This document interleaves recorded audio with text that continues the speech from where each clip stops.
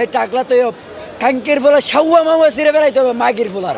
এই যে কাঙ্কির ফোলা, এই মাগির ফোলা কী করছে, আমরা শান্তিপূর্ণ আন্দোলন করতেছি, এই কাঙ্কির ফোলা কী করছে, ব্যবসায়ীদের ওপরে অতর্কিত ফেসিস্টদের পুলিশ পেটো বাহিনী দিয়ে ব্যবসায়ীদেরকে কেন হামলা করলো?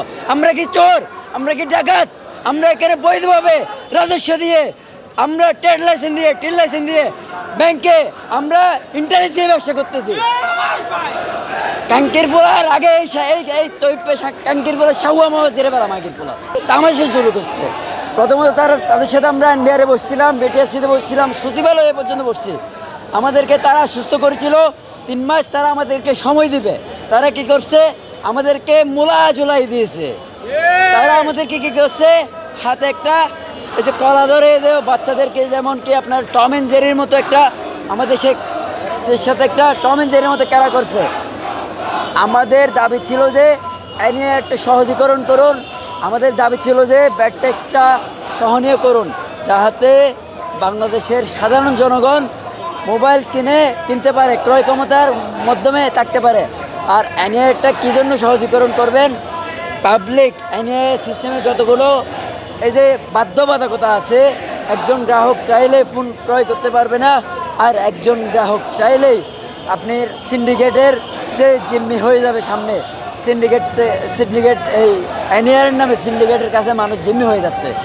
এটার বিষয়ে আমরা প্রতিবাদী আছি। আরেকটা কথা হচ্ছে যে এই যে এনএআর যে সিস্টেম, এটা হচ্ছে ভারতীয় একটা যেটা কোম্পানি অগ্নি সিস্টেম লিমিটেড, যেটার আইপি অ্যাড্রেস হচ্ছে এটার ভারত নিয়ন্ত্রিত। তো আমি বলতে চাই, আমার ভাই শরীফ ওসমান হাদি শহীদ হয়েছিল ভারতীয় আধিপত্যবাদের বিরুদ্ধে কথা বলতে গিয়ে। আমরা যারা বাংলাদেশের তরুণ প্রজন্মের, যারা 24-এর সম্মুখ সারিতে থেকে আমরা আন্দোলন করেছিলাম, আমরা তো ভারতীয় আধিপত্যবাদ মেনে নিব না। আমরা বাংলাদেশের 18 কোটি মানুষের ডাটাবেস ভারতের হাতে তো তুলে দিতে পারবো না। বাংলাদেশের 18 কোটি বাংলাদেশের রাজনীতিবিদের ডাটাবেস কেন ভারতের হাতে থাকবে? কেন বাংলাদেশকে তারা নিয়ন্ত্রণ করবে? তাদের যখন যেভাবে মন চাই সেভাবে তো হতে পারবে না। আমরা তো দিল্লির দাসত্ব চাই না। আমরা সব শেষ করবো কী করতে পারি জানেন?